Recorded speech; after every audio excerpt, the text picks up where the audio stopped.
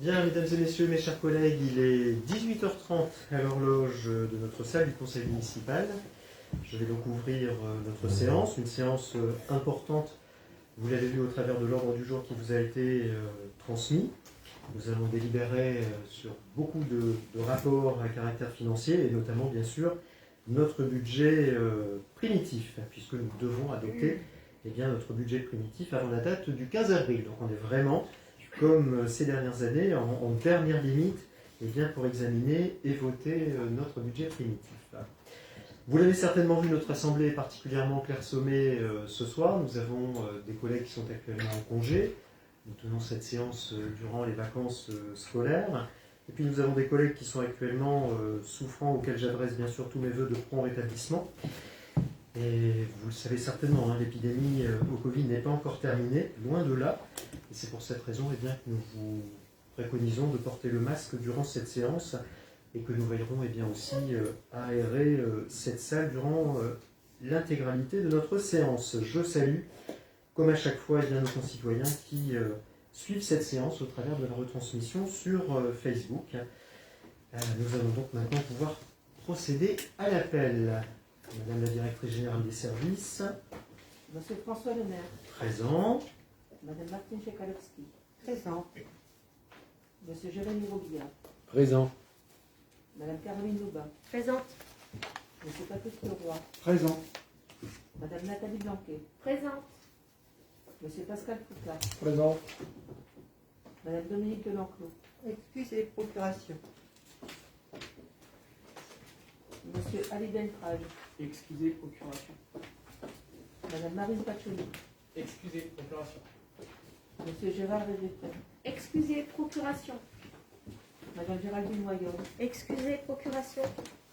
Monsieur Ludovic Dubois. Présent. Madame Janine Pouchin. Présente. Monsieur Pascal de France. Excusez, procuration. Madame Catherine Dambrine. Présente. Monsieur Stéphane Sicora. Présent. Madame Delphine Lemay. Excusez, procuration. Monsieur Franck Cousin. Excusez, procuration. Madame Sandrine de Garzy. Excusez, procuration. Madame Josiane Watron. Présente. Monsieur Corentin Pironski. Présent. Madame Rosine Nattier. Présente. Monsieur Michel Bachateau. Excusez, procuration. Madame Florence Chaumorcel. Présente. Monsieur Rudy Ravenet. Présent. Madame Claudine Moutoir. Excusez, procuration. Monsieur Florent Deruche. Présent. Madame Caroline Méloni. Présente. Monsieur Michel Duez. Excusez, procuration. Madame Désis Caïs. Présente. Monsieur Frédéric Lombard. En retard, mais j'ai une procuration ici. Très bien, les conditions de quorum sont donc remplies, ce qui va nous permettre de délibérer au cours de cette séance. Encore une fois, merci de votre présence, mes chers collègues. Il nous revient bien sûr de désigner un secrétaire de séance. Je propose à monsieur Corentin Pironski d'en être missionné par l'ensemble de ses collègues. L'exercice est toujours plus sympathique quand il s'agit des questions financières. Vous serez bientôt assisté d'une nouvelle collègue qui va intégrer notre assemblée. Je vous demande formellement, mes chers collègues, l'autorisation d'ajouter un point, le point 3.17 qui vous a été transmis de façon dématérialisée, puisque nous sommes amenés à redélibérer sur un sujet qui avait déjà fait l'objet d'un accord de la part de notre assemblée. Mais c'est à la demande du notaire en charge de la vente que nous sommes amenés à redélibérer. Donc il n'y a pas de modification en substance de cette délibération.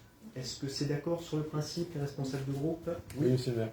Très bien, je vous remercie. Je vous propose donc de passer tout de suite à l'ordre du jour de ce conseil, en commençant bien sûr par l'approbation du procès-verbal de notre séance du 3 mars dernier, séance au cours de laquelle nous avions tenu le débat d'orientation budgétaire. Ce compte-rendu appelle-t-il des commentaires de votre part?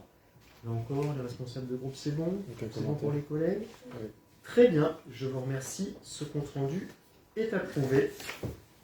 Je passe maintenant au point numéro 2, les décisions qui ont été prises en vertu de la délégation que vous m'avez accordée.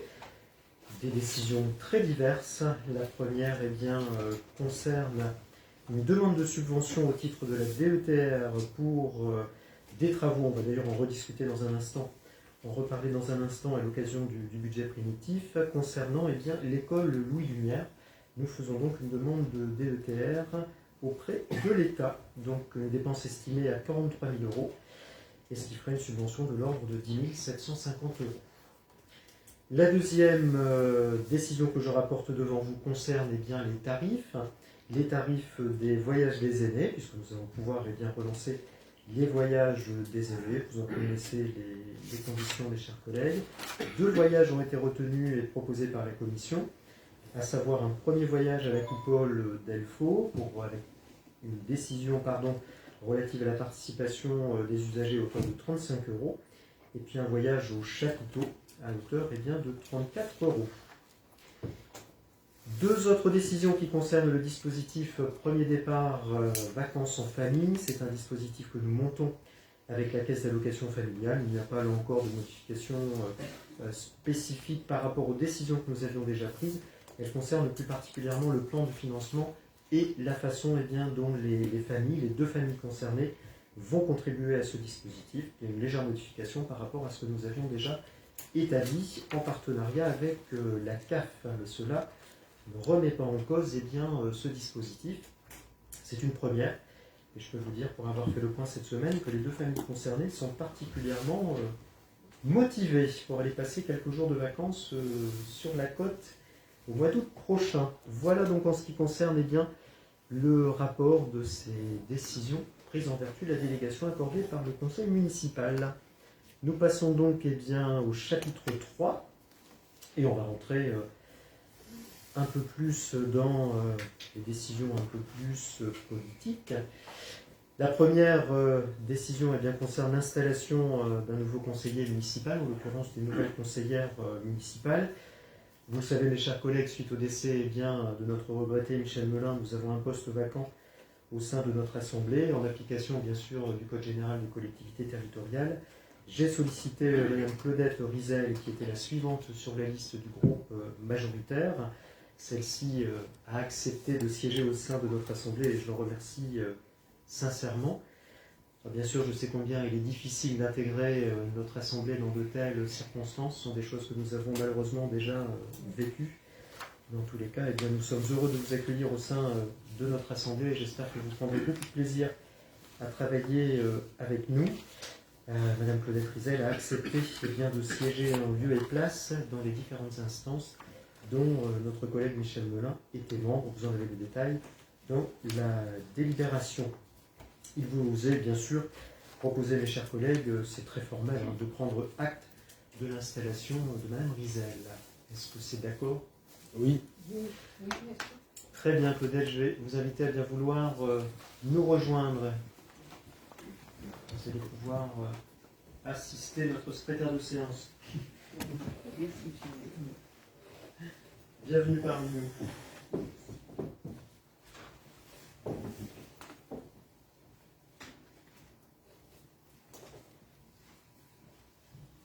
Voilà, après cette installation formelle, nous allons donc passer au point suivant, mes chers collègues, qui concerne la présentation et le vote du budget primitif. Entrons, je dirais, dans le sujet le plus important de l'ordre du jour de ce conseil. Bien sûr, comme à chaque fois, le document officiel vous a été transmis. Il a également été transmis, bien sûr, à nos responsables de groupe. Vous en avez donc tout le détail dans ce document, complété par le détail des dépenses d'investissement. C'est toujours intéressant pour vous d'avoir le détail des différents articles, ainsi bien sûr que les recettes d'investissement. Comme à chaque fois, je vais me contenter, si je puis dire, d'une présentation synthétique de ce budget au travers d'une présentation qui a été préparée par nos services. Je voudrais bien sûr, en introduction, une fois encore, remercier l'ensemble de l'équipe de direction et l'ensemble de l'équipe d'encadrement qui ont contribué à l'élaboration de ce budget primitif 2022. et qui ont respecté la consigne que je leur avais donnée dès le mois de janvier, qui était bien de poursuivre les efforts, et notamment les efforts en matière de rigueur budgétaire, une rigueur que nous avions un peu assouplie, si l'on peut dire, sur ces 2 derniers exercices en raison de la crise sanitaire, qui avait occasionné à la fois des dépenses supplémentaires, notamment pour appliquer les protocoles sanitaires, mais qui nous avait aussi permis quelques économies, vous vous en souvenez, nous l'avions vu dans le cadre du compte administratif de l'exercice précédent, et bien, puisque les activités tournaient au ralenti, nous avions donc aussi fait des économies. Je tiens également à remercier les membres de l'exécutif qui ont contribué, bien sûr, à la préparation de ce budget avec les différents responsables de pôle et l'équipe de direction. Le moins que l'on puisse dire, mes chers collègues, mais vous en doutez, c'est que ce budget est encore soumis à l'austérité des moyens financiers. Ce budget, et d'ailleurs vous l'avez certainement lu dans beaucoup d'articles relatifs à la présentation du budget dans les communes de notre territoire, beaucoup de maires, et je souscris totalement à cette analyse, évoquent le contexte incertain dans lequel nous avons élaboré et nous votons le budget de ce soir. Ce qui vaut pour nous toutes et nous tous, en tant que citoyens, ce qui vaut pour les familles, ce qui vaut pour les entreprises, vaut également pour nos collectivités. Oui, malheureusement, nous sommes soumis à un contexte particulièrement difficile et surtout peu lisible et peu visible. Nous sommes dans un contexte de guerre, cela n'aura échappé à personne, bien sûr, en frontière de l'Union européenne. Nous sommes aussi dans un contexte de crise économique, en témoigne bien sûr ce contexte d'inflation qui a particulièrement repris depuis ces derniers mois. Les dernières estimations, vous les avez peut-être vues et lues comme moi, elles se situent à un niveau d'inflation entre 4,5% et 5%, tout dépend aussi des modalités de calcul qui sont différentes entre les estimations de l'Union européenne et celles qui sont réalisées par notre pays. Tout cela se traduit, vous le savez là encore, nous le vivons tous par l'augmentation des carburants. Nous prévoyons une augmentation de l'ordre de 4% du crédit dédié à l'augmentation des dépenses de carburant. L'augmentation des matières premières, et cela va plus impacter les matériaux de construction utilisés par nos services techniques. Je pense également aux denrées alimentaires, et tout cela va impacter les dépenses au niveau de la restauration scolaire. Je pense également à toutes ces prestations qui sont en augmentation. Je peux vous dire qu'il n'y a pas une semaine où nous ne recevons pas un courrier de la part d'un prestataire désigné dans le cadre des marchés publics qui ne nous demande pas une révision à la hausse, bien sûr, du marché que nous avons conclu avec les marchés que nous avons conclus avec ces différents prestataires. Un dernier exemple, le papier. Le papier, là encore, subit une augmentation forte, ce qui va nous amener notamment à réduire notre volume de production de supports de communication papier. Nous avons donc cette année, et nous l'avions déjà évoqué d'ailleurs à l'occasion du débat d'augmentation budgétaire, nous avons malheureusement une conjonction de phénomènes, de dynamiques négatives qui impactent notre budget. Je les ai cités bien évidemment, mais à cela vous pourrez ajouter des éléments que j'avais déjà évoqués à l'occasion du débat d'orientation budgétaire, l'augmentation de nos polices d'assurance, et là nous avons très peu de moyens d'action puisque c'est au sortir de la consultation que nous avions menée il y a quelques mois que nous constatons l'augmentation de nos dépenses d'assurance, donc 23 000 € supplémentaires cette année sur nos polices d'assurance. Et puis là encore, l'actualité, vous l'avez certainement entendu aussi aujourd'hui aux infos, l'augmentation du SMIC et l'augmentation à venir du point d'indice pour les fonctionnaires. Alors c'est une bonne nouvelle, bien évidemment, pour les salariés de notre collectivité, qu'ils soient contractuels ou qu'ils soient titulaires, mais tout cela impacte là encore les dépenses de notre collectivité, les dépenses de personnel, et pour autant, vous le savez bien, nous n'avons pas de compensation de la part de l'État. Et puis nous aurons aussi, en termes de conjonction de dynamique négative, l'application du pacte fiscal et financier avec la communauté d'agglomération qui se traduit par une diminution de nos recettes, du reversement que nous avons de la part de la communauté d'agglomération. Donc nous sommes malheureusement cette année encore dans ce que nous appelons l'effet ciseau, avec des dépenses qui augmentent et de façon quasi mécanique. Vous voyez, on n'a pas de prise sur l'augmentation de ces dépenses, et puis des recettes qui malheureusement, vous le verrez dans un instant, eh bien, ne sont pas à la hauteur de ces dépenses. Donc véritablement, nous sommes dans l'effet ciseau, et ce qui forcément nous interpelle sur la sincérité de ce budget. Alors évidemment, ce budget, il est sincère, il a été constitué de façon sincère, mais mes chers collègues, je ne peux pas m'engager devant vous ce soir et vous dire que nous ne reviendrons pas sur certaines dépenses à l'occasion du budget supplémentaire qui arrivera dans le dernier trimestre de cette année. L'objectif pour nous, c'est de ne pas trop toucher sur des compléments de crédit à l'occasion du BS. Vous savez, c'est plus à l'occasion du BS qu'on vient compléter la section d'investissement et que nous dégageons, que nous affectons plus exactement l'excédent de l'exercice 2021. Mais pour autant, je ne peux pas écarter le fait que nous serons amenés à un peu plus taper dans l'excédent de l'année précédente pour le futur budget supplémentaire. Ce budget, il traduit également nos priorités politiques, et ces priorités, vous les connaissez, puisque ce sont celles du projet municipal de la majorité. D'abord, c'est important, préserver notre offre de services, préserver nos politiques volontaristes, vis-à-vis bien évidemment de l'enseignement et de l'éducation, vis-à-vis de la jeunesse, de la petite enfance, mais également des loisirs, du sport et de la culture. En 2022, les principales évolutions concerneront le service de restauration scolaire, on en reviendra d'ailleurs dans un instant à l'occasion de cette séance, mais aussi d'autres mesures sur lesquelles nous venons renforcer notamment des prestations. Je pense à l'entretien des terrains du stade Corbel, du stade de foot. Oui, on a décidé d'approfondir un peu l'entretien des terrains. Tout cela forcément impacte nos dépenses. Nous souhaitons également maintenir les efforts que nous avons consentis depuis ces derniers exercices en faveur de la revitalisation à la fois de nos quartiers, mais également de notre centre-ville. C'est toute la démarche Petite Ville de demain que nous avons engagée depuis ces derniers mois, avec, vous le savez bien, un focus particulier sur l'attractivité commerciale, l'attractivité commerçante. Nous aurons d'ailleurs une commission spéciale au cours de laquelle nous vous présenterons plus en détail la démarche PDD. C'est également, par exemple, préserver les actions dans les quartiers. Je pense notamment, je l'évoquais, toute la dynamique des ateliers dans nos différentes maisons de quartier, mais ce sont aussi les animations, la rue aux enfants, on en reparlera d'ailleurs au cours de cette séance. Donc, voilà globalement les éléments de contexte, de conjoncture que vous connaissez et que nous avions déjà évoqués à l'occasion du débat d'orientation budgétaire, et ces éléments politiques de traduction de nos orientations politiques, du moins celles de la majorité municipale. Ce budget, vous l'avez certainement vu dans les documents qui ont été transmis, il s'équilibre à hauteur globalement de 16,9 millions d'euros, avec une section d'investissement à hauteur de 1,7 million en légère baisse par rapport au budget de l'année précédente, et une section de fonctionnement à hauteur de 15 162 000 euros, en augmentation de l'ordre de 3,06%. Concernant les grandes masses, vous en avez la présentation, mais vous retrouvez dans votre document général cette présentation.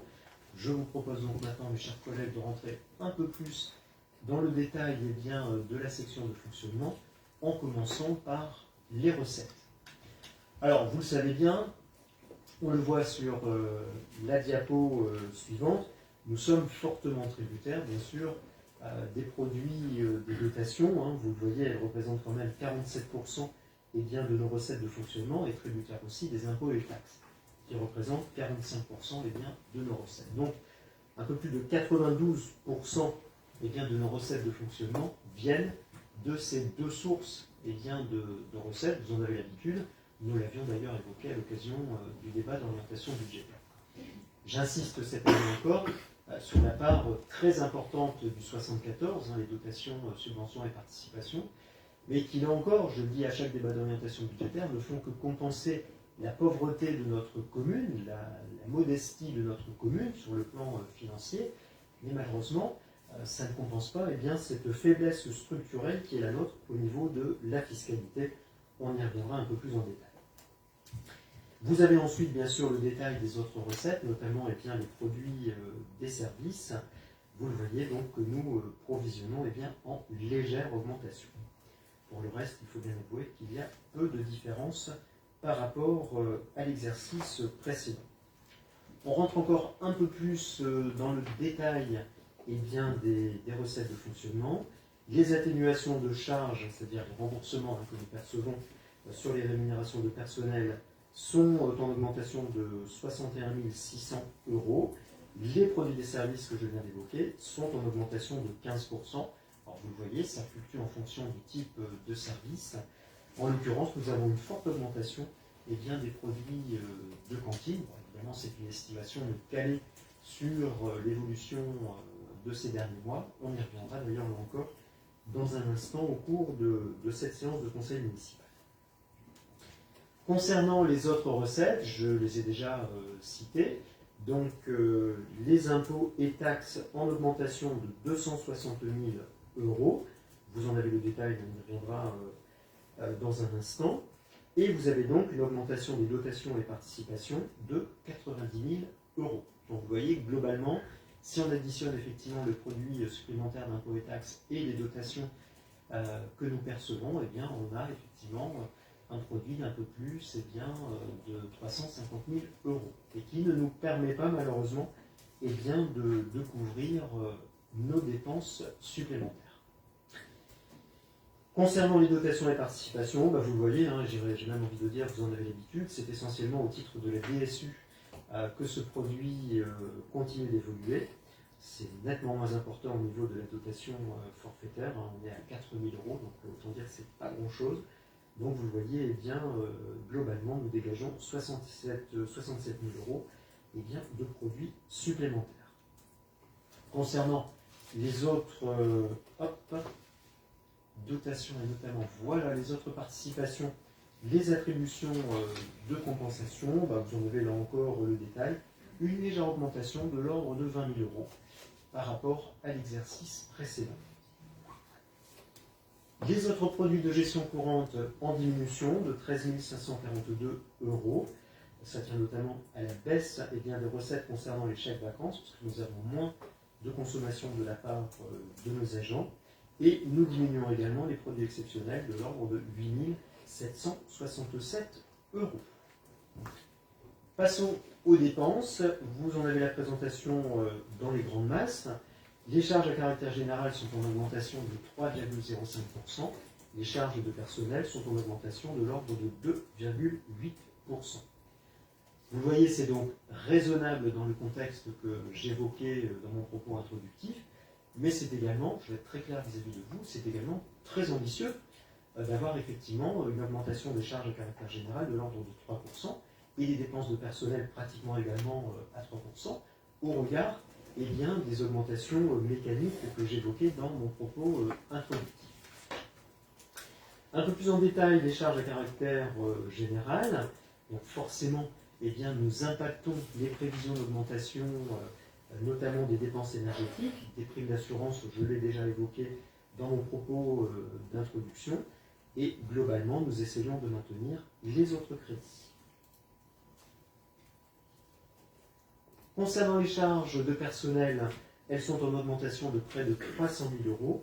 Elles sont notamment liées aux éléments que j'ai déjà cités, mais également, vous savez ce qu'on appelle le GVT, qui correspond à l'évolution des parcours professionnels et aux rémunérations de nos agents. Nous avons également tenu compte, bien sûr, des départs en retraite de certains agents.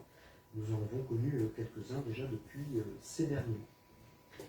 Les atténuations de produits en augmentation de 46 200 euros, puisque nous reversons une partie à la CAL dans le cadre du pacte fiscal et financier. Donc il y a une perte clairement pour nous à ce niveau.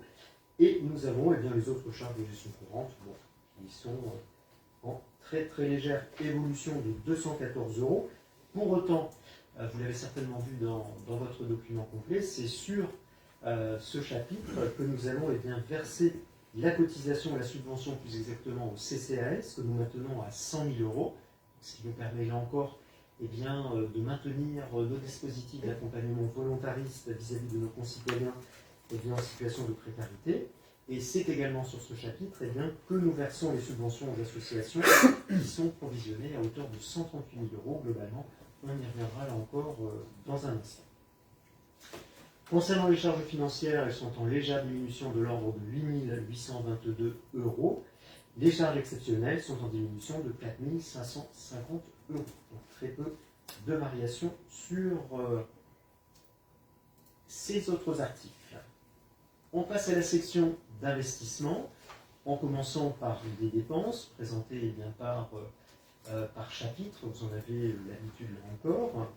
Alors, globalement, je l'ai dit, vous avez eu la liste du détail des dépenses d'investissement et des recettes d'investissement. Donc, je reprends là quelques exemples du document qui vous a été transmis.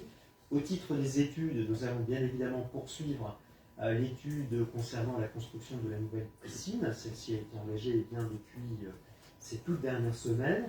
Nous lançons une nouvelle étude concernant le réaménagement de la place Victor Hugo, notamment pour tenter de répondre aux besoins, vous savez, qui sont ceux des marchés forains, des commerçants forains de notre marché de plein vent, avec cette réflexion donc, concernant l'alimentation électrique, les bornes électriques et les bornes d'apport en eau, mais c'est aussi une réflexion que nous aurons concernant l'installation de bornes électriques pour la recharge des véhicules sur la place Victor Hugo. Autre axe majeur de ce budget, je l'ai déjà cité là encore dans mon propos introductif, l'évolution du service de restauration et la création d'une cuisine autonome sur le foyer Ferry, ce qui va nécessiter des investissements importants à hauteur de globalement 46 000 euros donc, pour transformer cette salle polyvalente en salle de restauration scolaire. Nous continuons également d'accompagner les écoles pour les acquisitions de matériel, de mobilier et autres équipements informatiques à hauteur de 50 000 euros sur les écoles maternelles ou les écoles élémentaires. Concernant l'entretien du patrimoine de notre collectivité, nous poursuivons la rénovation des bâtiments. Nous aurons un focus particulier, d'ailleurs dans quelques semaines, concernant la maison des associations Jean Mallet, avec le remplacement notamment de la toiture du dôme, mais également le remplacement de l'éclairage intérieur de la structure. Si vous la connaissez, vous voyez, on est sur des dispositifs qui sont quand même assez anciens et très consommateurs d'énergie.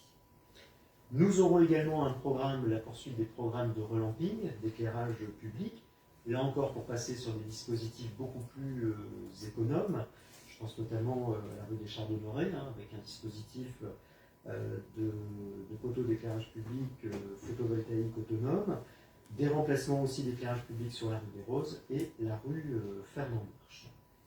Dans le cadre des économies d'énergie, nous allons aussi poursuivre le remplacement de nos chaudières pour, là encore, opter pour des dispositifs beaucoup plus économes.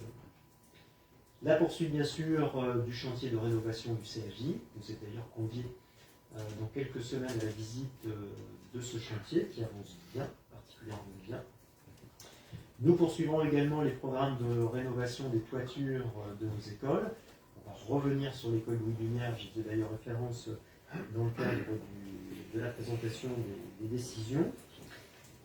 Nous aurons également un petit programme sur le centre Linemer qui est en face de notre hôtel de ville, puisque nous avons rénové l'intérieur des bâtiments, mais nous avons toujours des problèmes d'infiltration qui vont donner lieu à un programme complet de rénovation de toiture sur ce bâtiment. Et justement, en parlant de voirie, nous poursuivons notre programme pluriannuel de rénovation des voiries à hauteur de 200 000 euros, avec un focus particulier cette année sur la rue Charlemagne, ce fameux parking en schiste que nous allons complètement retravailler à l'identique du parking de proximité que nous avons fait sur la rue Jaurès, à proximité de la résidence d'urgence de la rue Maurice Lenné. Enfin, bien sûr, participation au titre de la concession d'aménagement du secteur Brebis. C'est la participation sur laquelle nous avons déjà délibéré. Si je fais un focus sur cette opération, c'est parce que les travaux ont démarré ces derniers jours, vous l'avez certainement vu, puisque nous allons engager la première tranche à l'angle de la rue Narcissouk et du boulevard Alfred François. Comment sont financées ces dépenses d'investissement ? Vous en avez le détail, mes chers collègues. D'abord, bien sûr, en allant chercher des subventions le plus possible, notamment auprès de l'État, notamment auprès de nos partenaires financiers, je pense à la CAF, auprès de la communauté d'agglomération, puisque là encore, dans le cadre du pacte fiscal et financier, la communauté d'agglomération a bien activé un fonds de concours pour venir compenser la perte en fonctionnement des collectivités, des communes, qui sera compensée en partie par un fonds de concours en investissement. Donc on va aller chercher aussi ce fonds de concours. Bien sûr, le FCTVA, et puis aussi le produit de quelques ventes. On aura d'ailleurs à délibérer également en cours de séance. De façon plus concrète, subvention d'investissement à hauteur de 188 000 euros, vous voyez, c'est pas neutre. Des dotations, fonds de concours et autres pour 360 000 euros. Des produits de cession pour 166 000 euros, donc vous voyez, ça reste particulièrement raisonnable. Et puis, bien sûr, l'emprunt, mais vous le voyez, à un niveau particulièrement acceptable, puisque nous serons à 653 000 euros. Vous voyez, nous ne sommes pas dans une phase d'endettement démesurée au niveau de notre collectivité. Un focus sur la fiscalité, on revient sur le produit fiscal attendu, avec le maintien des taux de fiscalité pour cette année 2022.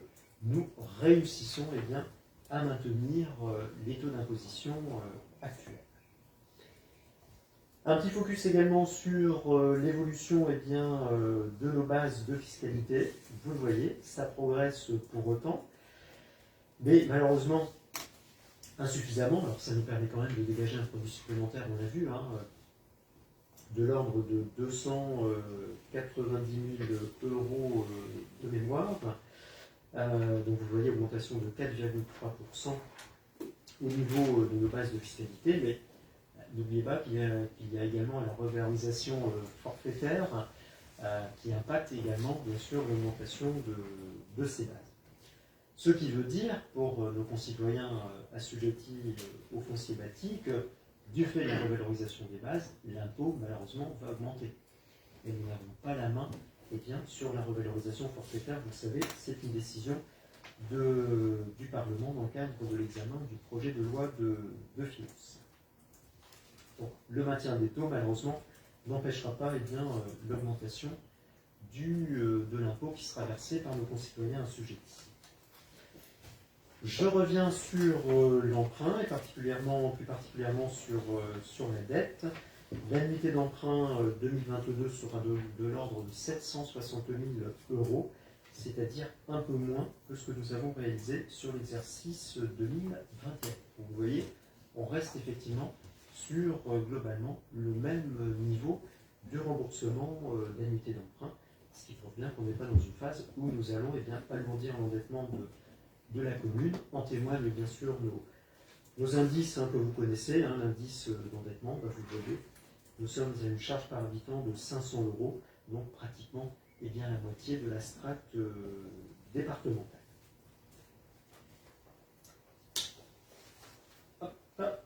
Alors en conclusion, mes chers collègues, vous l'aurez compris, nous avons face à nous des vents contraires. Alors chacun son image. L'image qu'on a choisie nous, c'est plus celle d'être à bord d'un bateau. Certains nous voient plus atteindre le bord de la falaise, poussés justement par ces vents contraires. Nous gardons le cap. Nous essayons de garder le cap en dépit de ces vents contraires. Et soyez rassurés, mes chers collègues, si nous avons utilisé une image nautique, nous avons bien les pieds sur terre. Et c'est pour cette raison, il était important de tenir compte dans l'élaboration de ce budget de toute cette conjoncture, de toutes ces dynamiques qui malheureusement ne nous sont pas forcément favorables. Et ce qui est important pour nous également, c'est de tenir le cap, qui est celui de notre projet municipal, préserver notre offre de service, puisque nous le savons, elle contribue bien sûr à une certaine qualité de vie dans notre commune, un développement, notamment en matière d'aménagement, mais qui reste totalement raisonnable et maîtrisé. J'ai cité l'opération sur le secteur Breville, l'opération d'aménagement habitat, l'opération également, la prochaine phase de l'opération d'aménagement du secteur lycée Corondex a également démarré. Notre collègue Jérémy Robillard vous l'avait présenté. Nous allons aussi bientôt démarrer l'opération d'aménagement sur le secteur des hirondelles. Donc, n'oublions pas non plus ces opérations qui témoignent aussi de la bonne santé, si on peut dire, de notre commune. Là encore, nous maintenons le cap en réussissant à maintenir la fiscalité. Je ne vous ai pas caché non plus mes craintes concernant le budget supplémentaire. Voilà, je pense qu'il ne faut jamais oublier que nous sommes dans une commune modeste. Et d'ailleurs, je me souviens d'il y a quelques années où on se comparait régulièrement à d'autres communes. Je ne vais pas les citer parce que c'est toujours un petit peu désagréable dans ces cas-là, mais vous l'avez certainement vu dans la presse, et notamment, je pense, le journaliste de la Voix du Nord et Damien Delartois qui couvre en ce moment la présentation des BP. Les pauvres, ils enchaînent les présentations de BP en ce moment. Mais oui, il y a des communes où effectivement on a beaucoup plus de capacités, et notamment de capacités d'investissement que nous, mais incontestablement, on n'est pas tous logés à la même enseigne, et ce depuis des années. Et malheureusement, ces écarts de richesse et de capacité d'investissement ne se réduisent pas entre les communes. Et c'est ça aussi qui est malheureusement navrant dans la situation qui est la nôtre. On a toujours l'impression qu'on court après les autres, mais les autres continuent de progresser. Ça vaut bien sûr au niveau national. Vous savez, si je ne crois pas en la théorie du ruissellement concernant les ménages, concernant les individus, je ne crois pas non plus en la théorie du ruissellement concernant les collectivités locales. Et malheureusement, les inégalités n'ont fait que se creuser malheureusement depuis ces dernières années. Et pour bien vous prouver, mes chers collègues aussi, qu'on ne joue pas tous dans les mêmes divisions, on s'est amusé aussi à comparer le budget qui est celui de notre collectivité au salaire d'un grand joueur du Paris Saint-Germain. Je crois qu'on a tous entendu parler de son salaire, et encore, c'est le salaire sans les participations qui sont celles de ses sponsors et de ses différents partenaires. Voilà, M. Neymar à l'année gagne 48 millions d'euros, ça représente 3 fois notre budget annuel. Vous imaginez effectivement, et donc Michel Battiato n'est pas présent ce soir, mais incontestablement le club de foot de Bully-les-Mines ne pourra jamais se payer Neymar, même quand il sera retraité, malheureusement, nous n'arriverons pas à pouvoir compter sur ces services. Alors évidemment, c'est peut-être de la caricature, mais ça prouve là encore, pour terminer la présentation de ce budget, les inégalités face auxquelles nous sommes confrontés. Et je crois d'ailleurs que ça a aussi beaucoup alimenté le débat, et ça alimente beaucoup le débat des élections nationales qui font notre actualité depuis ces dernières semaines et qui la feront encore dans les semaines qui viennent.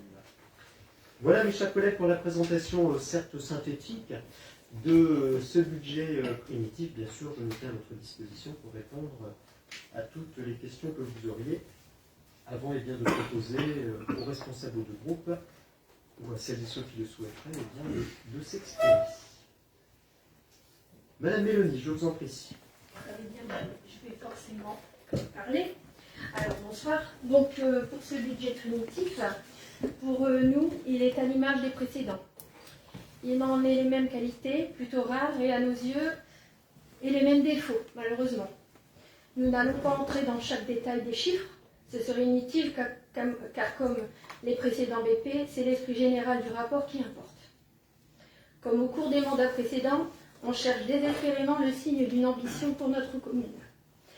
Où est la baisse des prestations fiscales sur les villageois? Je ne la vois pas. Où sont les projets structurants aux investissements? Non plus. Où sont les ressorts des renouveaux économiques et commerçants? Non. Où est la volonté de dynamiser la manifestation? Non plus. Où est la détermination d'assurer enfin la sécurité des habitants? On peut encore mieux faire et je pense que là on est loin du compte. La majorité gère au fil de l'eau, sans regard vers l'avenir, sans enthousiasme.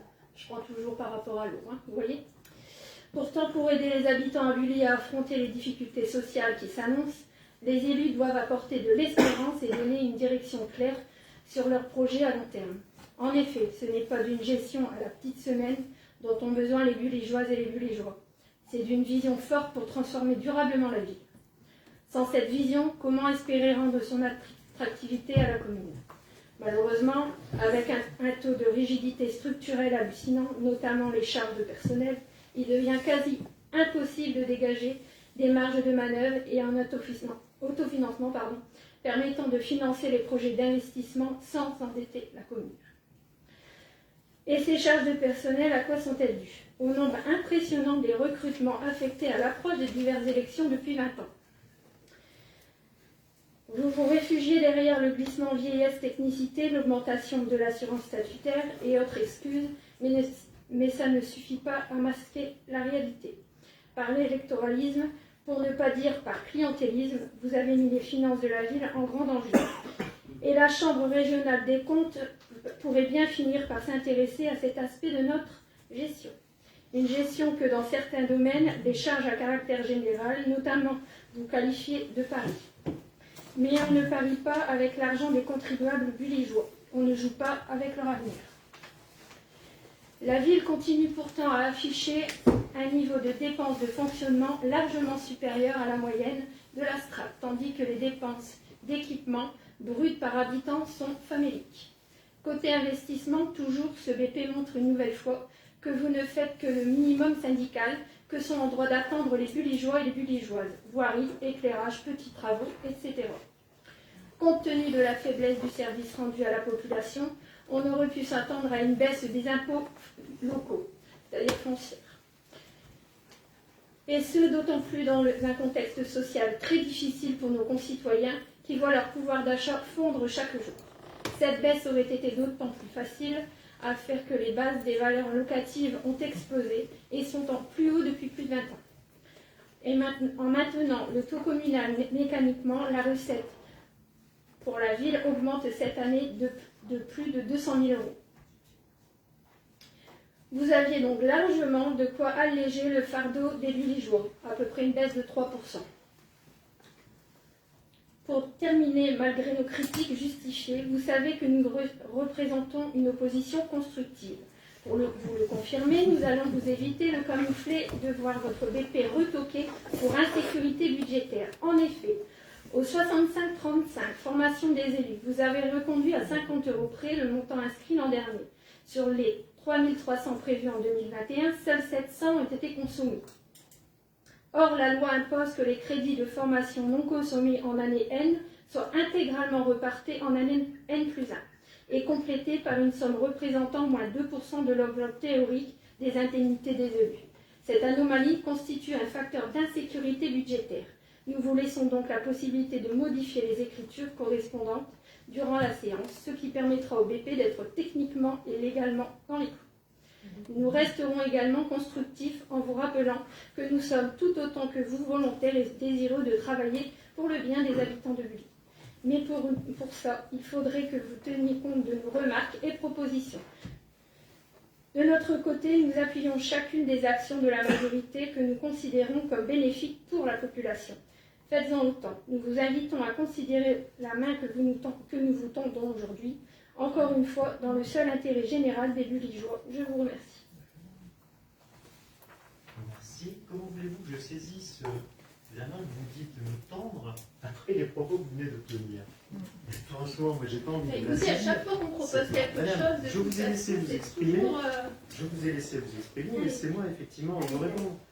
Je m'attendais à cette prise de position, je m'attendais effectivement à cette analyse critique de votre part.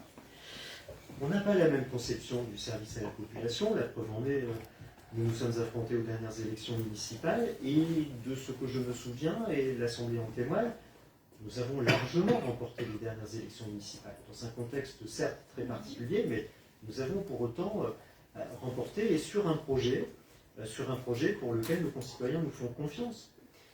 Et dans ce projet, relisez effectivement notre acte de campagne, et je les connais bien, je peux vous le dire, relisez notre acte de campagne, on ne s'est jamais engagé à baisser la fiscalité.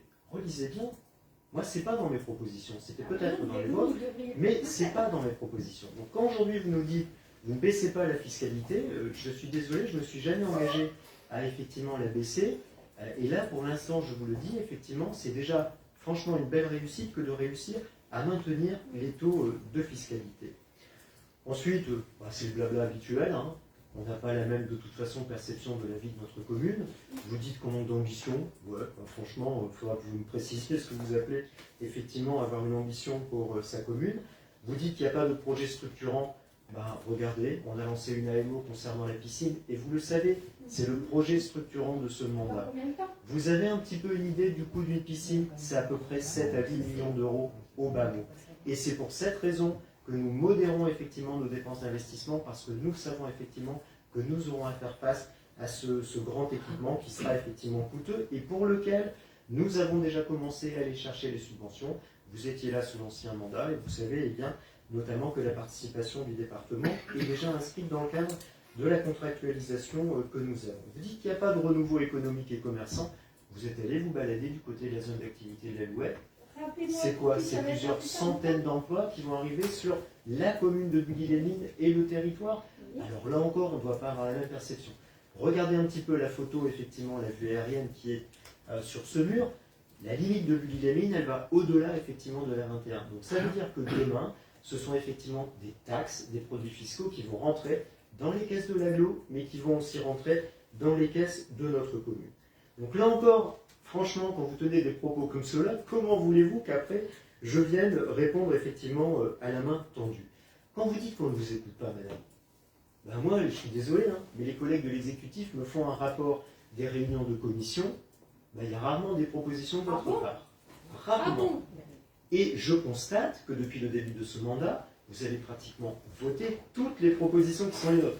Donc c'est qu'on n'est quand même pas si nul que ça, si effectivement vous votez la plupart des Et à chaque commission, de mes commissions, j'interviens. Vous ne votez pas effectivement tout ce qui a un caractère financier et budgétaire, parce que forcément là c'est de la posture politique, mais pour le reste vous votez tout. Donc un de ces jours, il faudra quand même que vous m'expliquiez. Sur la formation des élus, je vais vous dire, j'attendais sincèrement un moment ou un autre que vous utilisiez cet argument, puisque bon nombre de vos collègues d'opposition dans les communes du secteur utilisent ce même argument. Il y en a d'ailleurs d'autres que vous utiliserez à mon avis dans pas longtemps. Je pense que vous serez alimenté par certaines personnes bien pensantes qui essayent d'exister dans notre territoire. J'espère plus pour très longtemps. Bref, tout ça pour dire que, madame, moi j'ai un principe aussi de réalité budgétaire. Alors si demain vous voulez engager un recours contre ce budget auprès de monsieur le préfet, vous avez tout loisir effectivement de le faire, j'en suis convaincu. Et s'il faut effectivement modifier ce budget avec une décision modificative, si effectivement nous avons injonction de la part de monsieur le préfet de le faire, rassurez-vous, nous le ferons parce que là encore, je respecte effectivement le cadre légal et réglementaire auquel est soumise notre collectivité. Donc voilà madame, moi je ne peux pas effectivement saisir la main que vous me tendez parce que en plus, je suis désolé, mais on n'a pas du tout les mêmes conceptions politiques, ça ne vous aura pas échappé. On n'a pas les mêmes valeurs politiques, ça ne vous aura pas échappé.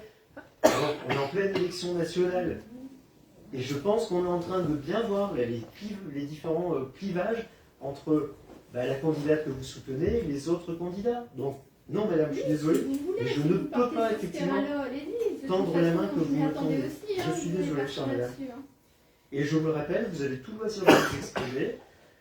Et sincèrement, dans le cadre de nos commissions, je pense que vous avez tout loisir effectivement de vous exprimer, de contribuer. Malgré vous allez nous allons bientôt lancer aussi différents dispositifs participatifs. Vous y serez, vous aurez tout le loisir de vous exprimer.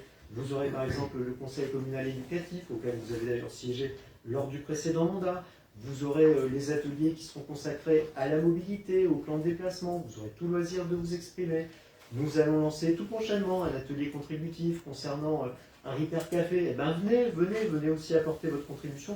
Donc non, madame, je ne peux pas vous laisser dire qu'effectivement, vous ne pouvez pas émettre vos idées et être dans la co-construction à laquelle nous sommes particulièrement attachés. Voilà. Il y a de la posture politique ce soir, je la respecte, on est complètement dans le débat démocratique, mais non. Mais n'empêche, vous êtes quand même gonflé de Alors, dire s'il vous plaît, reprenez la parole, allez-y. En plus, on l'a transmis sur Facebook, ça permettra. Je disais, vous êtes quand même gonflé quand même de dire que d'accord, ok, je soutiens peut-être Marine Le Pen, d'accord, vous venez sur ce terrain-là, ok, mais depuis que j'ai siégé ici, j'ai toujours été pour les Bully-les-Joie, j'ai toujours aidé les Bully-les-Joie quand ils sont venus me voir, j'ai même aidé des personnes qui étaient sans papier, donc n'aie pas me faire à moi un procès d'intention, comme vous avez souvent l'air de faire et comme vos collègues ont souvent l'air de faire. Parce que alors là je ne vais pas être d'accord du tout. Quand est-ce que vous quittez le Rassemblement national? Non, désolé, parce que là, c'est la seule qui pense aux petits, donc certainement pas que je vais la quitter. C'était le couplet politique Et national de Madame Mélanie et de moi-même. Y a-t-il d'autres expressions? Monsieur Robilard, je vous en prie. Merci Monsieur le maire, mais avant d'intervenir sur un aspect purement politique, sur le budget primitif, je vais quand même répondre aussi à Mme Mélanie. On n'a pas d'ambition, Mme Mélanie, alors vous êtes vraiment de mauvaise foi. Faire un pari de mettre du lot libre en quartier QPV, c'est une belle ambition. Monsieur le maire l'a rappelé, sur la zone économie, je ne vais pas y revenir. On a aussi notre projet de piscine, j'ai même détaillé le projet intercommunal validé par les 4 autres maires des communes voisines et pour lequel il y a une dynamique exponentielle sur ce dispositif. Et je vous rappelle que notre ambition, vous le savez, elle était dans notre programme de campagne, ville sportive, ville éducative, ville sûre et tranquille. Et donc j'en profite d'en parler aussi, de la ville sûre et tranquille, on va y revenir juste après, ça tombe bien. La vidéoprotection, quelle mauvaise foi vous êtes, Madame Mélanie. On a fait le choix et le pari de développer une vidéoprotection en intégrant et en couvrant l'intégralité de la commune. On ne sera pas démagogue comme vous à dire qu'on va couvrir toutes les rues, on va y revenir, c'est impossible. Mais nous, on ne fait pas assez de bons messages, nos vidéos fonctionnent, vous allez voir dans quelques instants. Pour revenir par contre sur le budget primitif, Monsieur le maire l'a dit, on est en pleine conjoncture avec une inflation et des prix qui augmentent et qui touchent bien évidemment l'ensemble de nos ménages bulligeoises et bulligeois et donc aussi directement touchent notre collectivité. Monsieur le maire l'a dit, les énergies qui augmentent, le carburant qui augmente, les assurances qui augmentent, les matières premières qui augmentent, l'alimentaire pour nos cantines qui augmente, tout ça c'est un coût substantiel auquel il va falloir faire face. Malheureusement, et politiquement parlant, on est en plein dedans dans cette campagne présidentielle du premier tour et même de l'entre-deux tours. La vraie question de la compensation financière et des dotations d'État, que ce soit la DSU ou la DGF, sont pas autant prégnantes et nécessaires pour nous pouvoir dégager des marges de manœuvre. Et cette question de relations financières entre l'État et les collectivités, malheureusement, elle est un peu absente du débat présidentiel du premier tour et de l'entre-deux tours. Eh bien oui, malgré tout ça, nous on fait le choix de figer, geler le taux d'imposition. Les impôts, nous on n'augmenteront pas. Mais par rapport à ce que vous proposez, les baisser et avoir une ambition comme vous avez sur les vidéos, il faudra m'expliquer. Et donc, oui, nous proposerons à nos bulligeoises et à nos bulligeois, et je rassure Monsieur le maire, c'est un budget sincère, mais ce sera un budget prudent. Et donc, le groupe majoritaire adoptera ce budget primitif prudent 2022. Merci Monsieur le maire. Merci Monsieur Robilard. Y a-t-il d'autres prises de parole, mes chers collègues? Non. Alors nous allons passer au vote de ce budget. Y a-t-il des élus qui s'abstiennent, qui le manifestent en levant la main? Que les voix contre se manifestent en levant la main? Sans surprise, donc, les 4 voix de nos collègues du Rassemblement national. Que ceux qui l'approuvent le manifestent en levant la main. Le groupe majoritaire, je vous remercie, mes chers collègues. Merci pour ce soutien du groupe majoritaire. Et encore merci à l'équipe de direction, à notre DGS, pour l'élaboration de ce budget. Voilà, mes chers collègues, ça c'était la première partie effectivement du BP. On va maintenant en arriver formellement aussi au taux d'imposition 2022. Hop. Donc ceux-ci ont déjà été, ce sujet a déjà été évoqué. Ah, pardon, je vais laisser prendre la main sur la projection. Donc, maintien des taux pour cet exercice 2022. Un taux de taxe sur le foncier bâti de 59,44% et le foncier non bâti à hauteur de 93,26%. En vous rappelant effectivement qu'il y a aussi, bien sûr, l'impact du transfert des taux qui étaient ceux du département, donc qui sont maintenant imputés sur le taux communal. Alors, y a-t-il des abstentions? Les voix contre? Nos 4 collègues de l'opposition. Les voix pour, s'il vous plaît? Levez la main, voilà. Merci, le groupe majoritaire. Les taux sont donc approuvés. Je vous remercie. Nous passons donc au point numéro 4, les subventions aux associations. Nous avons reconduit le même dispositif que l'année dernière, à savoir maintien des subventions de l'année précédente. Bien sûr, aux associations qui ont déposé un dossier de demande de subvention. Il n'y a pas de reconduction systématique, c'est une obligation. Les subventions exceptionnelles seront étudiées dans le cadre du budget supplémentaire, comme nous le faisons depuis ces dernières années. Vous avez donc là, dans un premier temps, la liste principale qui vous est proposée. puisqu'ensuite il y a d'autres subventions qui sont votées de façon individuelle. Et tout cela, j'ai déjà cité dans le cadre de la présentation du budget, représente une enveloppe d'à peu près 137 000 euros, c'est pas neutre, qui sont versés aux associations de notre commune. La première délibération concerne la liste qui vous a été transmise pour un montant de 74 774 euros. Y a-t-il des abstentions? Des voix contre? Non. Je peux considérer donc que c'est approuvé à l'unanimité pour cette liste principale. Vous avez ensuite la subvention concernant l'ESB à hauteur de 21 500 euros. Y a-t-il des abstentions? Des voix contre? C'est approuvé à l'unanimité. La subvention Handball Club Bulligeois, monsieur Ragonnet, je vais devoir vous demander d'aller faire un petit tour dehors. C'est beau. Monsieur Ragonnet, notre collègue Rudy Ragonnet, étant membre des instances dirigeantes de l'association. Alors, subvention de 25 000 euros. Y a-t-il des abstentions? Des voix contre? C'est bon? À l'unanimité? Je vous remercie. On va pouvoir faire rentrer Rudy. Voilà, il va nous rejoindre, ne vous inquiétez pas. La subvention a été approuvée à l'unanimité. Alors, association cours d'évolution rythmique, subvention de 8 000 euros, j'imagine que c'est la même chose. Pas d'abstention, pas de voix contre, approuvé. Oui. Très bien, merci. Subvention à l'harmonie municipale. Pas d'abstention non plus, 8 000 euros. C'est approuvé à l'unanimité? Oui, c'est le maire. Très bien, je vous remercie mes chers collègues, c'est important pour le maintien de la vie associative dans notre commune. On passe au point suivant, là encore qui est une déclinaison, enfin plus exactement impacte notre budget, au point numéro 5, puisque nous sommes tenus, comme la délibération vous le précise, de constituer une provision pour les créances douteuses. Ce sont les services bien sûr des finances publiques qui nous demandent d'inscrire cette somme qui a été calculée à hauteur de 6 400 euros. On aura bien sûr l'occasion d'y revenir en cours d'année, puisqu'en cours d'année on délibère notamment sur les créances éteintes ou irrécupérables. Est-ce que c'est d'accord mes chers collègues? À l'unanimité, les responsables de groupe? Très bien, je vous remercie.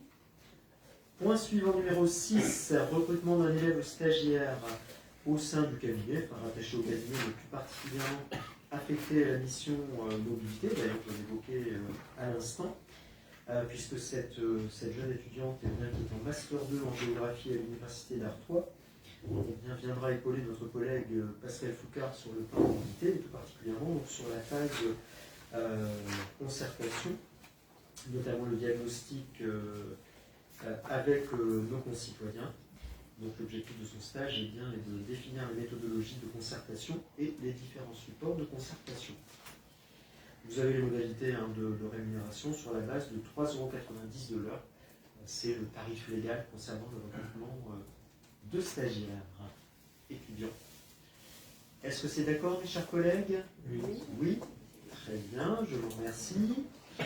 Nous passons au point numéro 7, qui concerne le paiement de congés payés non pris et d'heures complémentaires qui n'avaient pas été payés à un de nos agents qui est parti en retraite, un agent des écoles qui a fait avoir ses droits à la retraite. Il y a donc lieu de lui rémunérer ses droits, ce qui donne lieu, de détail dans la délibération, au versement de différentes sommes. Alors, je suis désolé, je ne vais pas vous en lire le détail. Ça concerne à la fois les congés payés pour l'année 2021, les heures complémentaires, et y compris pour des indemnités également de 2021 et 2022, pardon. Est-ce que c'est d'accord pour vous? Approuvez-vous cette délibération? C'est bon à l'unanimité? Très bien, je vous remercie. On passe donc au point suivant, délibération habituelle concernant l'espace de conciliation et l'accès au droit. C'est notre collègue Jérémy Robillard qui vous la présente. Merci monsieur le maire. Ça devient une délibération traditionnelle. Depuis 10 ans, nous délibérons chaque année donc, sur cette participation des communes au fonctionnement de notre espace de conciliation et d'accès aux droits. C'est une gestion mutualisée de ce service public de proximité. Alors simplement pour rappel, les frais de fonctionnement sont assurés à 100% par la commune, à savoir les taxes, fluides et autres assurances, tandis que les charges de personnel sont prises en charge au prorata de la fréquentation des administrés des communes dont proviennent les personnes. Donc vous avez les statistiques qui vous sont transmises, et ainsi, sur la base des statistiques 2021, il sera demandé aux communes les participations donc, suivantes. À Aix-Noulette, 1899,91 € pour 54 consultations. À Bouvigny-Bolief, 809, 22 € pour 23 consultations. Donc la commune de Bully-les-Mines, 1982,92 € pour 261 consultations. Grenay, 2181,38 € pour 62 consultations de Gronésiennes ou Gronésiens. Mazingarbe, 3096,16 € pour 88 consultations.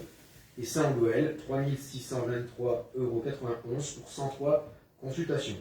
Nous sollicitons comme chaque année les bailleurs. Vous avez dans le tableau Maison Cité qui fréquentent fréquemment la structure, mais nous leur demanderons une participation également. On ne se décourage pas qu'ils y participent un jour. Merci, monsieur le maire. Délibération classique, mes chers collègues. Est-ce que c'est d'accord? Avis favorable? Oui? C'est bon pour tout le monde? Oui? Non? Oui? Ah pardon, excusez-moi. Merci. Avis favorable à l'unanimité. Nous passons donc à la délibération du point 9. Là encore, c'est notre collègue Jérémy Robillard qui vous la présente. Il s'agit bien de la vidéoprotection. Oui, sujet important, et là je pense pour tous les groupes politiques. Vous le savez, c'est un engagement de la majorité municipale de développer la vidéoprotection. Aujourd'hui, on est à notre troisième phase de déploiement. On va quand même revenir sur la genèse de ce déploiement et des phases 1 et 2. Donc pour rappel, nous avions fait le choix de non pas, comme certaines communes, de vidéoprotéger certains sites ou certains secteurs. Nous avions fait le choix de coupler la vidéoprotection en entrée de ville et sur certains sites et secteurs. À chaque fois, nous avons couplé à 50% ces deux tandems, ces deux binômes, pour arriver, on espère, à terme, à avoir sécurisé toutes nos entrées de ville et nos secteurs et nos sites sensibles. C'était une stratégie donc de vidéoprotéger l'intégralité de la commune. Et quand on entend vidéoprotéger l'intégralité de la commune, ce n'est pas mettre une caméra dans chaque rue. C'est impossible et infaisable. C'est de travailler de manière intelligente, stratégique, grâce à ces points d'entrée et ces sites.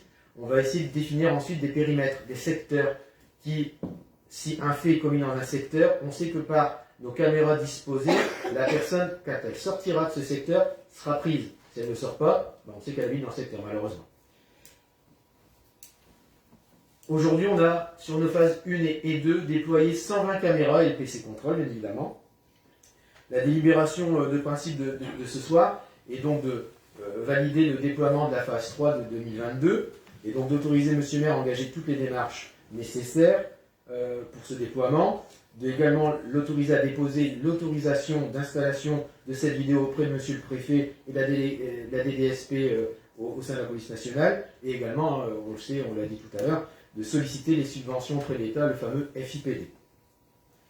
Ce qu'on peut voir aujourd'hui et ce qu'on vous propose, c'est donc un nouveau déploiement d'une vingtaine de caméras sur cette année 2022. Donc on montera à 140, 150 caméras. Je ne peux pas être précis parce qu'avec le prestataire qui sera retenu, on affine toujours par rapport à des éléments techniques. Mais sachez qu'on va vidéoprotéger cette année l'entrée de ville de la rue du Maréchal Ney. On va vidéoprotéger l'entrée de ville de la rue Sagnol. On va vidéoprotéger l'intersection de la rue Bram-Sagnol et aussi vidéoprotéger la rue de Beaumont en différents points. On a déjà vidéoprotégé le haut de la rue. On va essayer aussi de venir mettre des intermédiaires de vidéo à l'intersection, je dirais, de la rue de Beaumont et du boulevard d'Alsace, et certainement à la rue de l'angle Jaurès de Beaumont. Et comme monsieur le maire en faisait référence tout à l'heure, le parking en schiste rouge du parking Charlemagne de l'école Bram sera retravaillé. On en profitera aussi pour y mettre une caméra de vidéoprotection. On étudie aussi dans un second temps un déploiement en OBS prochain, mais là il est encore trop tôt pour évoquer les pistes retenues. Le dispositif, quoi que l'on peut entendre, Madame Mélanie, parce que ça provient parfois de chez vous, de chez vos sympathisants, il fonctionne très bien. Nos caméras vont très bien. Elles sont toujours fonctionnelles. Comme tout équipement informatique et numérique, eh bien oui, il y a de la maintenance parfois à faire, et il y a parfois des aléas techniques et naturels. Par exemple, un aléa technique, la tempête qui est passée récemment, une gamelle d'un candélabre est tombée et a ricoché sur la caméra, laquelle s'est cassée. Oui, ça arrive. S'il y avait eu un fait ce jour-là avec cette caméra-là, oui, on n'aurait pas pu avoir de vidéo. Mais je peux vous assurer que 80 à 90% des faits recensés sous couverture vidéo sont suivis des faits. L'enquête est menée et grâce à nos vidéos va à terme. Et derrière, il y a des poursuites judiciaires pour preuve. Différents dossiers passent en tribunal correctionnel sous la fin d'année de cette année civile. Ça peut paraître long, hein, mais on sait aussi que les tribunaux sont engorgés. Nos caméras vont très bien. Donc je disais les aléas techniques, l'exemple de la tempête. On a aussi les aléas naturels. J'ai envie de dire, c'est pas la caméra et l'angle de vue qui doit s'adapter à l'existence, c'est l'inverse. On a besoin de nous. On sait l'angle de vue que l'on veut prendre et ce qu'il y a autour doit s'adapter. Donc parfois on est obligé de tailler, d'élaguer. Et quand ça repousse, bah oui, si on ne le voit pas trop vite, bah, ça peut obstruer une caméra. On va vite dans la maintenance et donc l'élagage. Hormis ces éléments-là, je vous rassure, je rassure votre groupe et vos sympathisants, nos caméras fonctionnent très bien. Merci Monsieur le maire. Merci Monsieur Robillard. Je vais donc proposer, eh bien, comme vous l'avez mentionné. Une seconde. Oui, Madame Mélanie, je vous en prie. Alors, justement, je n'ai jamais été contre, donc vous le savez très bien, contre la vidéoprotection, bien au contraire. Je n'ai jamais parlé de mettre une caméra dans chaque rue. Ça, j'en ai parlé, mais rien ne vaut l'humain. Donc moi, je suis désolée, pour être très efficace au sein de notre ville, il nous faut une police municipale, ce qui rassurerait les gens, parce que de la vidéo c'est très bien, ok, mais il faut forcément attendre, il faut attendre que la police vienne voir les vidéos, et ça prend du temps, tandis qu'une personne humaine, elle vient, elle peut peut-être prendre 1 heure, mais au moins elle est là au bout d'1 heure. Et ça n'empêche rien du tout. Et bien sûr, ok, ça je sais très bien que les aléas techniques ça existe, je sais très bien qu'il faut élaguer, vous n'allez pas me le dire à moi, ça je le sais, j'en suis très très consciente. Ne vous inquiétez pas pour ça. Rien ne vaut l'humain, on est bien d'accord avec vous. Et c'est pour ça qu'il nous faut aussi que la police nationale vienne le plus souvent Exactement. possible dans notre Je dis commune. pas le contraire. Rappelons quand même que cette prérogative de la sécurité revient aux forces de la police nationale. D'ailleurs, Malheureusement, ils sont très peu. Je tiens à souligner l'amélioration d'ailleurs de la qualité du partenariat que nous avons avec les services de police. Alors c'est marrant parce que c'est un peu paradoxal, vous me dites, bah ouais, le taux effectivement des dépenses de personnel de la commune de Villény est trop important et en gros, Mais il faut il savoir faudrait où être est-ce qu'on est. capable de dégager une police municipale. Moi, je vous l'ai déjà dit, je suis profondément pour une police municipale. Je n'ai pas d'état d'âme, ni d'ailleurs mon adjoint en charge de la sécurité, on n'a pas d'état d'âme là-dessus. L'objectif pour nous, c'est ça, c'est aussi d'essayer progressivement de redégager par des marges de manœuvre pour pouvoir progressivement, effectivement, eh bien, compléter notre dispositif de surveillance de la voie publique par des policiers municipaux. Alors maintenant, il faut être clair aussi, hein, c'est pas la panacée. Hein. On va se le dire également. Hein. Parce que, quels sont les problèmes auxquels nous sommes confrontés à Villény? Et là aussi, contrairement à ce que je peux lire bien souvent sur les réseaux sociaux, c'est beaucoup d'actes de vandalisme. C'est beaucoup ça auquel nous sommes confrontés. Et est-ce que vous pensez, mes chers collègues, que d'avoir une police municipale va nous prémunir effectivement de ces problèmes? Regardez là encore, j'en prends en témoin la presse, les articles qui paraissent régulièrement, y compris à Hénin-Beaumont, parce que je peux vous dire que je les enregistre systématiquement, je suis désolé, il y a beau y avoir de la vidéoprotection, il y a beau y avoir une police municipale, mais il y a quand même des faits de dégradation et il y a quand même des actes de vandalisme. Le deuxième fléau auquel on est confronté, ce sont des actes de violence, et notamment de violence intrafamiliale. Moi, j'en parle régulièrement avec les policiers, j'en parle avec les pompiers, j'en parle avec les personnels de l'éducation nationale. Il est là aussi le fléau. Il est là le fléau dans notre territoire, parce que malheureusement, dans notre territoire, on affiche des indicateurs qui sont nettement plus élevés que dans les autres territoires de notre pays. C'est là qu'il faut agir. Ben, ce n'est pas une police municipale qui va régler ces problèmes-là. Elle va traiter malheureusement les conséquences, mais c'est à la souche, c'est à la racine qu'il faut essayer d'intervenir. Et ça passe par un travail éducatif, ça passe par un travail social, d'accompagnement social. Donc vous voyez, c'est là aussi qu'on n'est peut-être pas forcément toujours d'accord, tout particulièrement sur ces sujets-là. Donc une police municipale ne réglera pas tout. Oui, elle pourra intervenir sur des problèmes de stationnement dangereux, ou des problèmes de stationnement anarchiques. Il ne vous aura pas échappé que sur la rue de Beaumont, on est en train notamment d'installer des poteaux pour empêcher le stationnement anarchique des parents sur les trottoirs. Et vous connaissez bien cette portion de la rue de Beaumont. Donc, attention aussi, ayons un discours cohérent. Une police municipale, ça ne va pas tout régler non plus. Et ça ne va pas régler malheureusement tous les problèmes auxquels on est confronté. En attendant, la vidéoprotection a fait ses preuves, comme le disait Jérémy, et je pense qu'il est important pour nous de continuer à la déployer dans notre commune. Donc c'est tout l'objet de la délibération qui vous est proposée. Alors, l'approuvez-vous? Bien sûr, vous savez que je vais l'approuver. Merci. Les autres collègues du Conseil, le groupe majoritaire? Non, unanimité sur ce sujet? Oui, là, c'est moi qui vous ai conduit la main. C'est pas grave. Allez, on passe au point suivant. On va d'ailleurs lier 10 et 11. Je vais demander à Jérémy de vous présenter les deux délibérations suivantes. Oui, merci monsieur le maire. Il s'agit donc de recettes liées à du foncier libre. Souvenez-vous, vous avez évoqué la procédure du bien 100 mètres sur un secteur lié à une concession d'aménagement avec territoire 102, la fameuse concession dite du lycée. On est sur le secteur des Corondex. Un arrêté municipal avait été pris dans la procédure obligatoire de la procédure du bien 100 mètres afin de constater que ce bien était présumé 100 mètres. Il fallait laisser un délai nécessaire et raisonnable pour que tout à chacun puisse venir se manifester et reconnaître la jouissance de ce bien. Donc cela, c'est en l'occurrence un bien non bâti. Force est de constater que le délai est écoulé et qu'aucune personne ne s'est manifestée avec un titre de propriété. Ce qui nous permet de poursuivre, cela nous permet donc de poursuivre la procédure de bien 100 mètres et donc d'être devant vous ce soir avec un arrêté et un projet de délibération. Cette donc seconde phase, par cette délibération, vient nous permettre aujourd'hui d'incorporer ce bien qui n'est plus présumé 100 mètres, un bien donc désormais 100 mètres, dans notre giron de notre domaine privé communal. Et cette délibération doit se coupler obligatoirement, la procédure est ainsi faite, d'un nouvel arrêté constatant cette incorporation au domaine privé communal. Première délibération, et je la coupe comme M. le maire l'a demandé à la seconde délibération, qui nous permet, donc, une fois être propriétaire de ce bien 100 mètres, donc de céder cette fameuse parcelle AS 302 à territoire 62, parcelle de 1260 m², sur laquelle il y a un projet d'aménagement et d'habitat. Donc on le cède à territoire 62 dans le cadre de la concession d'aménagement au prix de 5 443,20 €. L'estimation des domaines était de 25 000 €, mais nous avons fait déduction de la viabilisation et autres frais engagés par l'aménageur. Donc déduction faite de ces frais.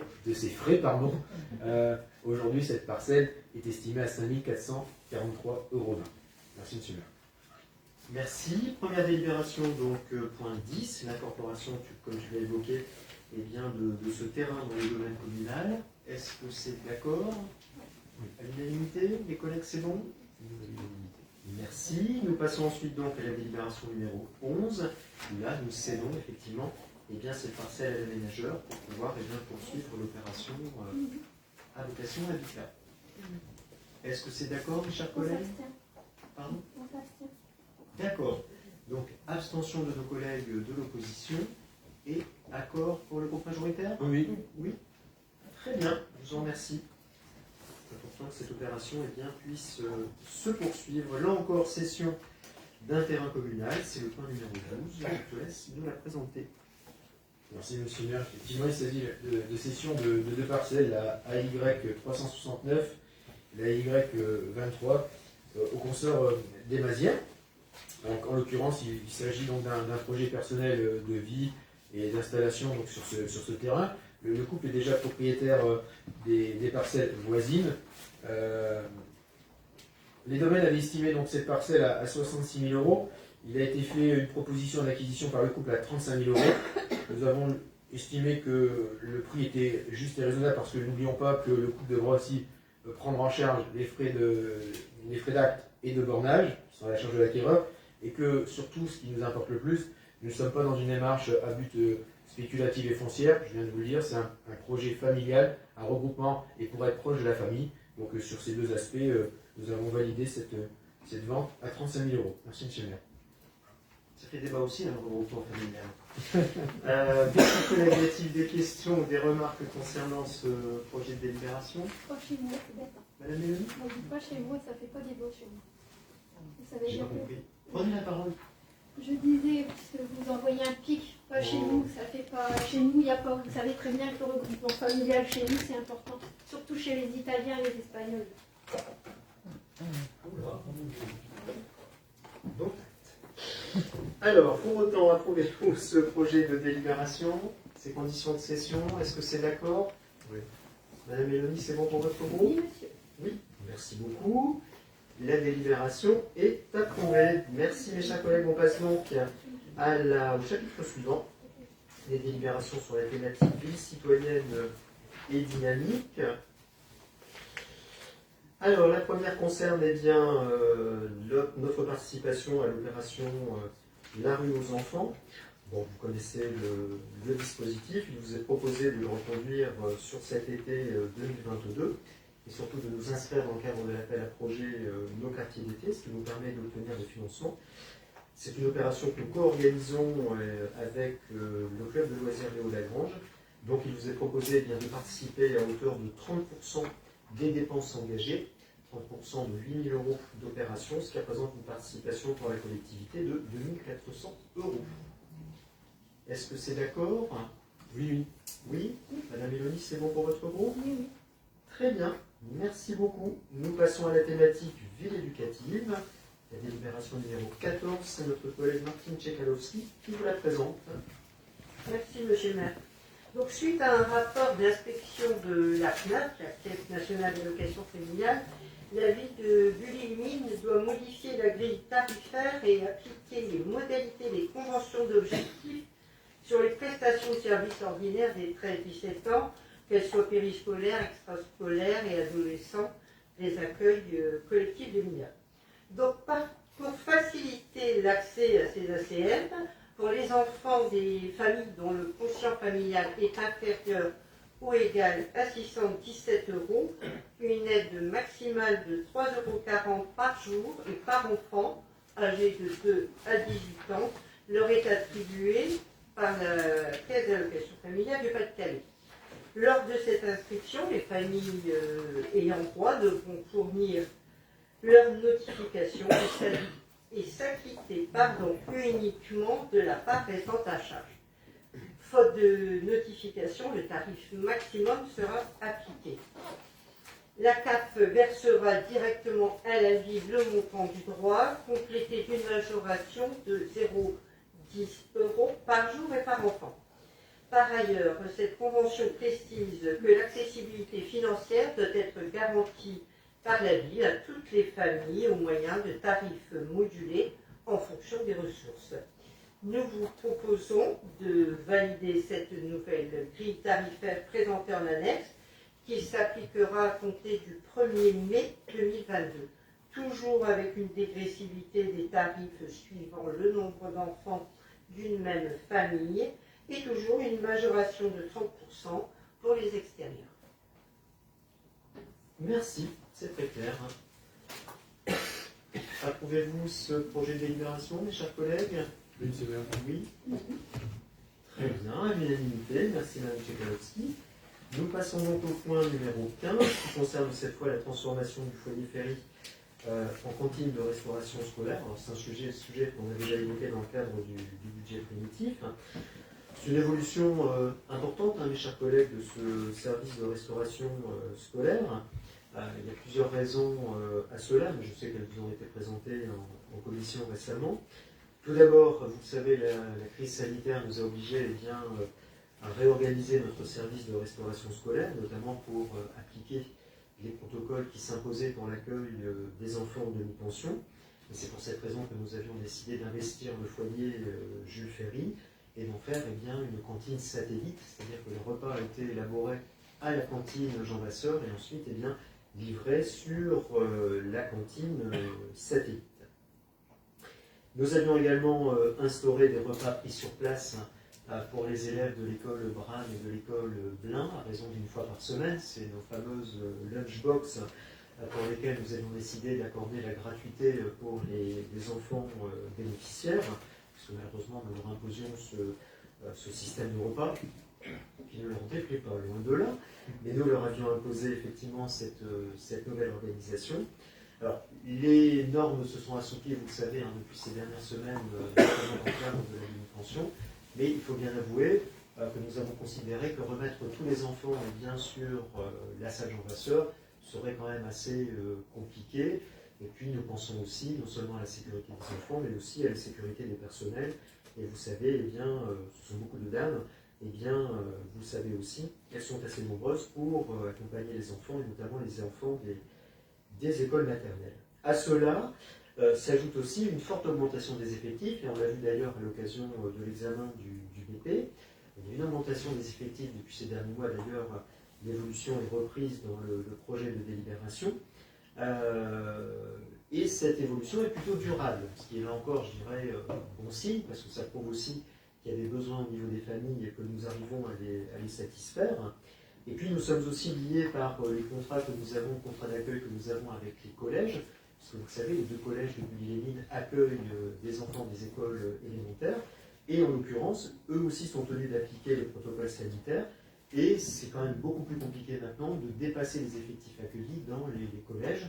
Tout cela est conventionné avec les équipes de direction, et tout particulièrement sur Anita-Conti, nous pouvons moins dépasser la jauge qui nous était accordée sur le collège de Conti. Et encore pour des raisons de respect des protocoles sanitaires. Alors, pour ces raisons, nous avons travaillé depuis ces dernières semaines, depuis ces derniers mois, à l'évolution de notre service de restauration scolaire. Et ce qui vous est proposé, vous l'aurez compris, c'est de pérenniser le foyer Ferry comme étant une cantine, une cuisine dans laquelle nous réaliserons les repas qui seront pris sur place par les enfants. Cela nous permettra d'accueillir tous les enfants des écoles Bram et Blin, en plus des élèves de l'école des Alouettes qui sont déjà accueillis dans cette structure. Le côté négatif, c'est bien sûr que nous allons moins pouvoir mettre à disposition cette salle auprès des associations et auprès des particuliers. On va regarder si on le peut durant les périodes de vacances scolaires, et notamment durant la période d'été. Tout cela, bien sûr, vous l'avez compris, génère aussi un coût de travaux. On vient de le voir à l'instant dans le cadre de la présentation du budget. Un coût aussi de fonctionnement, forcément, il faut aussi faire tourner cette nouvelle cantine. Et puis aussi un coût de transport, puisque nous, là encore, nous continuerons de véhiculer les élèves qui seront dans cette structure. Donc véritablement, cette évolution du service s'inscrit aussi dans une logique et un objectif de qualité de service. Nous sommes convaincus que les enfants seront beaucoup mieux accueillis dans ces conditions, avec à la fois donc, la cantine Jean Vasseur, la cantine du foyer Ferry, et bien sûr le maintien de l'accueil dans les 2 collèges de notre commune. Voilà donc pourquoi je vous demande de bien vouloir m'autoriser à engager les démarches administratives, parce que vous savez, il y a tout un tas de déclarations à faire auprès des services de l'État, et pouvoir aussi réaliser les travaux qui nous permettront d'ouvrir cette nouvelle cantine pour le mois de septembre prochain. C'est le défi de nos services techniques durant l'été prochain. Avez-vous des questions, des remarques? Madame Mélanie, je vous en prie. Moi, j'ai juste une petite question. Par rapport au projet que vous aviez, par rapport à la prise de Phalantin, où ça en est? Parce que normalement, vous deviez récupérer la cantine, qui maintenant, malheureusement, après l'humidité, tous les plafonds sont tombés, et c'est plus du tout, il y aura énormément de travaux à faire. Du coup, qu'allez-vous faire de ça? Est-ce que vous allez continuer à vouloir faire une cantine ou pas? Nous savons qu'en récupérant l'ancienne demi-pension du collège Phalantin, nous ne pourrons pas accueillir la totalité des demi-pensionnaires de notre commune. Donc l'objectif qui est celui de la municipalité et du groupe majoritaire est d'en faire la cantine destinée aux enfants des écoles maternelles. D'accord. Notre objectif reste celui-là. Concernant les négociations avec le département, c'est un sujet que nous continuons de travailler avec le président tout particulièrement et ses services. Et moi, j'ai bon espoir, effectivement, d'aboutir à une solution qui soit acceptable pour tout le monde. Et rassurez-vous, moi j'ai été retourné visiter il y a peu de temps effectivement les locaux de la demi-pension avec notre collègue Pascal Foucault. Oui, bien sûr, il y a quelques infiltrations par-ci par-là, mais globalement le bâtiment reste particulièrement sain. Donc il faut effectivement que nous puissions par la suite bien réinvestir ce local. J'ai envie de vous dire, ce que je vous propose là ce soir, c'est la première phase. Parce que là, globalement, on va traiter la situation des élèves des écoles élémentaires. L'autre phase, c'est effectivement de régler la question de la demi-pension des enfants des écoles maternelles. C'était juste une question pour éclaircir. Et ben voilà, c'est fait. Alors, pour autant, donc, approuvez-vous cette délibération? Bien sûr, c'est pour l'avantage des enfants. Alors voilà, formidable. Pour le groupe majoritaire, j'imagine que c'est d'accord? Bien, c'est bien. Oui. Très bien, je vous en remercie mes chers collègues, c'est important. Et donc Pascal, objectif, septembre. Hein, prêt pour la rentrée. Allez, on passe à la thématique suivante, ville durable, délibération numéro 16. C'est notre collègue Patrick Leroy qui la présente. Oui, merci monsieur le maire. Donc le point 16, on vous propose un avenant au programme d'action TFV SIA Habitat. Pour rappel, il existe une loi de février 2014 qui propose aux bailleurs une exonération de la taxe sur le produit fiscal à hauteur de 30%, avec obligation derrière d'utiliser cet argent.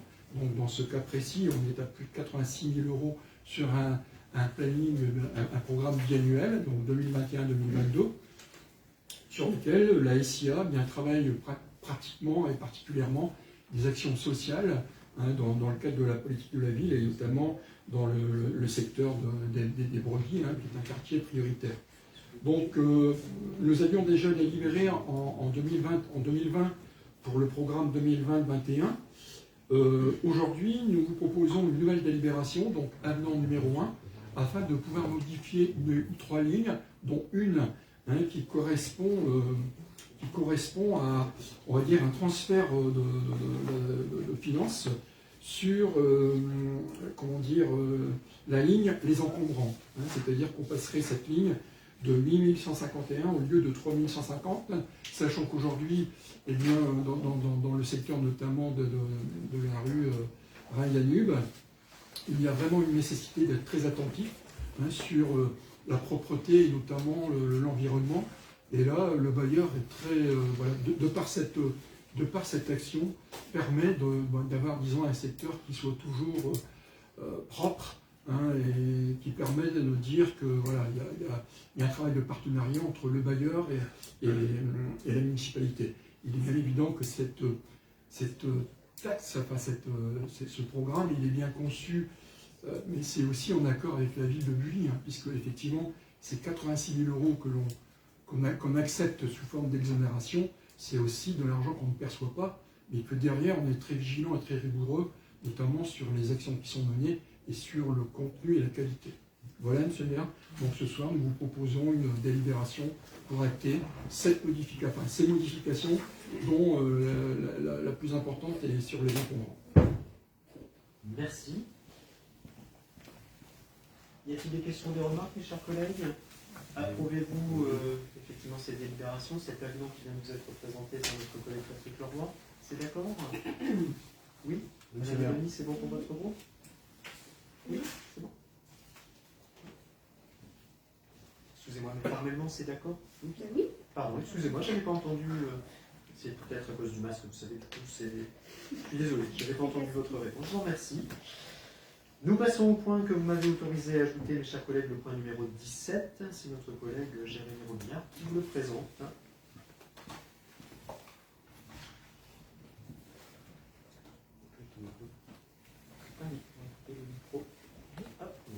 Merci, monsieur le maire.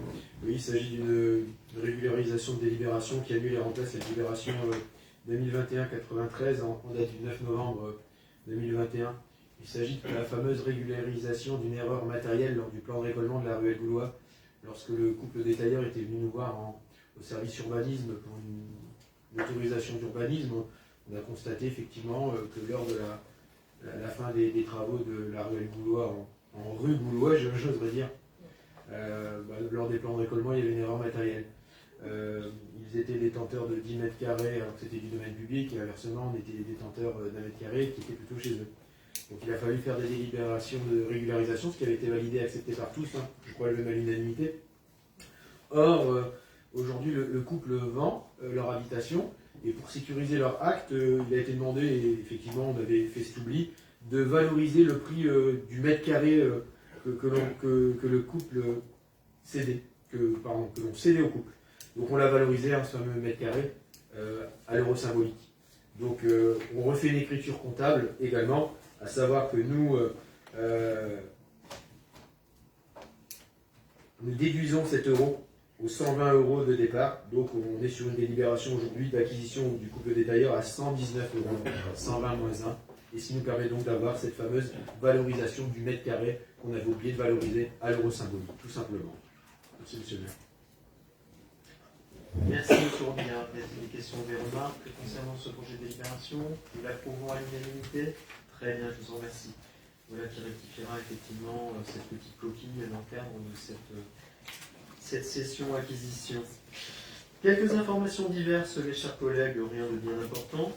La première information porte sur l'avenant que j'ai signé avec SIA Habitat concernant la mise à disposition du local de l'ancienne gendarmerie, puisque le bailleur nous demande effectivement de prendre en charge l'entretien de la chaudière de cet immeuble. Nous sommes dans le cadre d'un bail commercial, donc nous prenons effectivement à notre charge l'entretien de la chaudière. Cela d'ailleurs dans le cadre d'un contrat d'entretien qui portera sur la chaudière et sur la robinetterie. Nous en avons déjà un pour une partie de nos chaudières dans le parc de nos biens communaux. Donc tout cela forcément va légèrement impacter nos dépenses dans ce domaine. Donc, je rappelle, hein, c'est un immeuble que nous mettons à disposition des JSP. Le point suivant, eh bien, je suis tenu d'informer le conseil municipal de l'arrêté qui a été pris par monsieur le préfet, lequel autorise l'exploitation du système d'assainissement de Mazingarbe. Vous avez sur la carte qui a été transmise au projet de rapport, et bien, vous avez le découpage effectivement de notre territoire par secteur d'assainissement. Nous dépendons de celui de Mazingarbe, puisque vous savez, hein, c'est dans cette commune qu'est située la station d'épuration où convergent les réseaux unitaires de nos communes. Donc eh bien, il y a des lieux de communiquer auprès de notre Assemblée l'autorisation qui a été donnée par monsieur le préfet. Et d'ailleurs, on va sur une prochaine commission demander au service de l'AGO de venir présenter effectivement un petit peu plus en détail bien, le service d'assainissement et sa gestion pour que vous ayez toutes les informations. Voilà pour ce qui concerne ces informations diverses.